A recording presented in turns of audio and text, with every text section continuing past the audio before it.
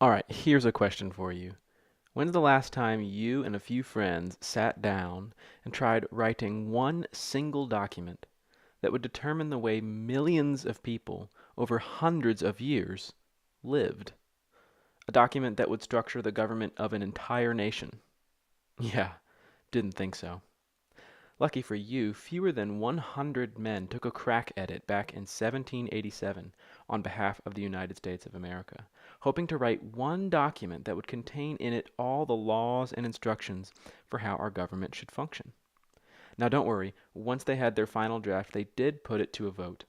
There were 13 United States at that time, and at least 9 of them would have to ratify the Constitution, meaning they formally agreed to it, before it became official.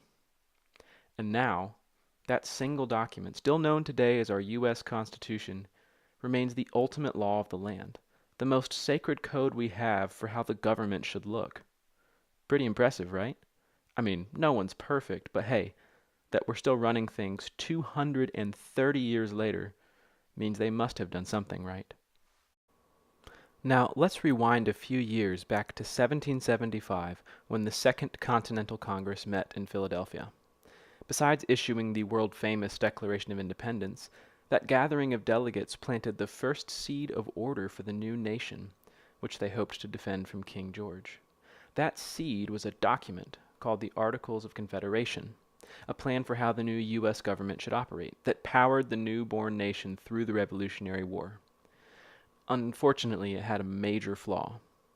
You see, living under a powerful king had caused the colonists a ton of trouble.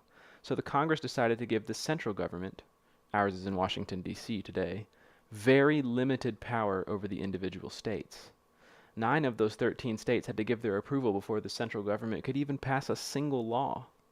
See where this is going? The weight of the states overwhelmed the central trunk of government, and chaos erupted in newborn America.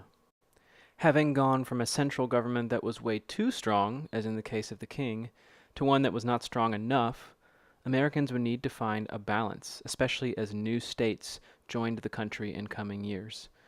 They needed a central government that could hold everyone together. And so, because gatherings of delegates from all the colonies or states for very long meetings had been successful in the past, our founding fathers decided to call yet another very long meeting in Philadelphia, Pennsylvania once again, called the Constitutional Convention, and 55 delegates from all over the states attended. And their original goal was to revise, not destroy, but revise the Articles of Confederation. But when they took the pulse of the document and thought it through together, they realized they'd be better off starting from scratch. So they torched it. And in 1787, they put their heads together to come up with something new. And here's what they decided. The central government would have more power over the states, but it would also be split into 3 different sections called branches.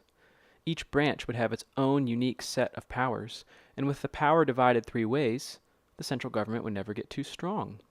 The legislative branch, made up of 2 houses full of elected representatives from the different states, would come up with proposals for law known as bills. The executive branch, made up of the president and his or her closest advisors, a group called the cabinet, would receive those suggestions for law and either veto or reject them or sign off on them, turning bills into law. Judges from the judicial branch would settle any arguments over how individual laws should be applied.